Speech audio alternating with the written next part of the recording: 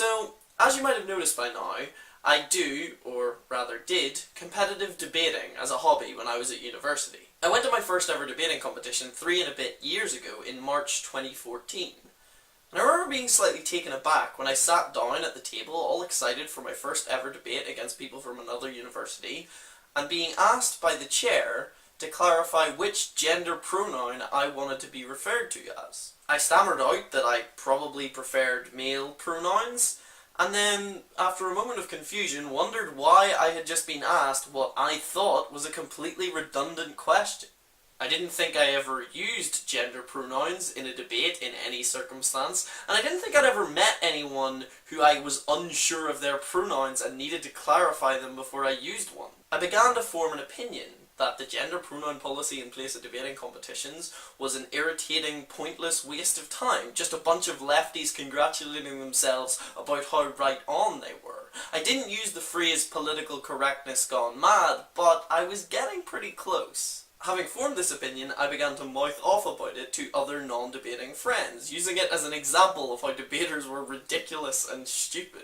I went through the motions of adhering to the policy when I was at competitions, but I never really took it seriously. I didn't think it was that important.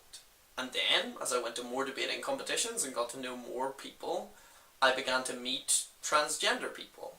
And through talking to them and listening to them tell their stories, I began to understand how hurtful it can be as a transgender person when someone uses incorrectly gendered language to refer to you. I learned about how common it is for transgender people to feel hurt, to feel alienated.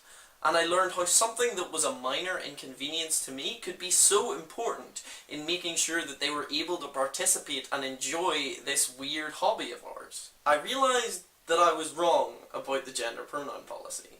I realized that I'd always been wrong, and I changed my mind. And I tell this story not to boast of my road to Damascus moment, not to say how wonderfully progressive I am. If anything, I want to point out how many awful opinions I have had and probably continue to have. I tell this story because it took so many people telling their stories, and it took me learning to listen to them before I actually changed my mind. I had to start listening, I had to start empathizing, and I had to realize that I had been wrong. Changing your mind is scary, because in order to change your mind, you have to admit to being wrong, and no one really wants to do that. But if we can't do that, if we're so addicted to being right that we don't want to talk to people who think that we're wrong, if we don't want to empathize, we don't want to listen and understand, we don't want to grow and change, then I'm worried that we don't really live in a civilized society anymore. And that worries me. And I hope it worries you too.